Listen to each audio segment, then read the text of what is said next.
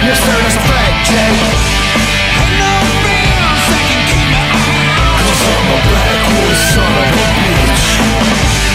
Think y'all know just what I'm talking about. 'Cause I'm a backwoods son of a bitch. You can't stop a true southern man. 'Cause I'm a backwoods son of a bitch. So if you feel me, let me hear you say, yeah.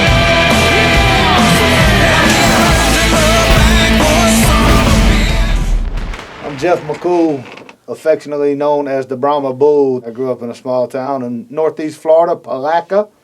It's the sound cow shit makes when it hits the ground, Palaca.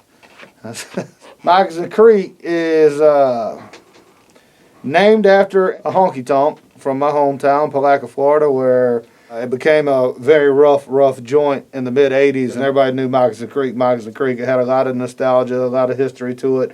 We were searching for names, trying to come up with something clever, and me being such a swamp cat and loving the swamp and all that good stuff, Moccasin Creek was fitting. And it meant a lot to me just from being from a small town and have that nostalgia. And I think that's really what made our hometown jump on the bandwagon right out the gate, because our music's not something that's of the norm. So you either like or you do not like it. There's no in between.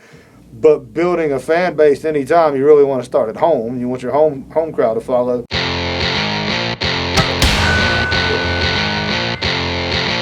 How did you and Jeff meet? I got a phone call one day from a rapper in Tennessee by the name of Big Smo. Yeah. And he was looking for a guitar player for a record, and he had heard about me. And he asked me to come out to the studio, and at first I didn't want to do it because of that style or whatever. I didn't think I had anything to really offer. But I went out, and we hit it off, and we started recording some stuff. And he had met Jeff on MySpace. Yeah. Because Jeff had a band doing similar music and had invited him up to Tennessee to collaborate on some stuff. And he showed up at the studio, and I was there, and we started writing songs. And what feeling or feelings do you have while you're on stage? It's few. It depends on what part of the show. At the beginning, I usually have kind of a nervous energy, not nervous as to how I'm going to perform, but just it takes me about 3 songs to know that my guitar amp is gonna do right, that we're hearing our monitors just fine. Once we hit the comfort zone, then it's pretty much I connect with 4 or 5 different people. I'll pick a person in each little area to make eye contact with and just kind of get in the zone, and I try to be as high energy as I can. Connor! Jeff! Look, they pop up now. That's all it does. Yes. Bring your ass, come on. My name is Daphne Mitchell for business. Daphne McCool if you want to get personal. But I book, I manage, the tour manager. What? Babysit. Yeah, I babysit a lot.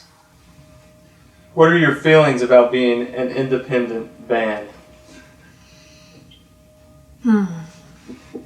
Most days frustration. People, and I'll just be blunt about it, that are not even a slither as good as these guys. And I won't name any names. But, and see them being bypassed only because they aren't on a quote-unquote label, or they haven't sold their souls to the quote-unquote corporate devil. Frustration is what I feel a lot of times. But I feel proud of what we've accomplished on our own in what little time that we have. Since you jumped on board with Moccasin Creek, what on the business side has changed the most? I can't say it's changed the most. It's just because I've technically kind of been on board from about 6 months in. So I just try to make sure everything runs as smoothly as it possibly can.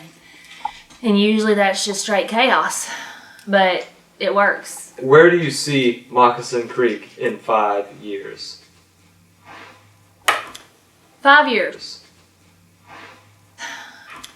I see a lot of different things. Probably things that I don't even want to elaborate on. But I think that you're gonna be surprised.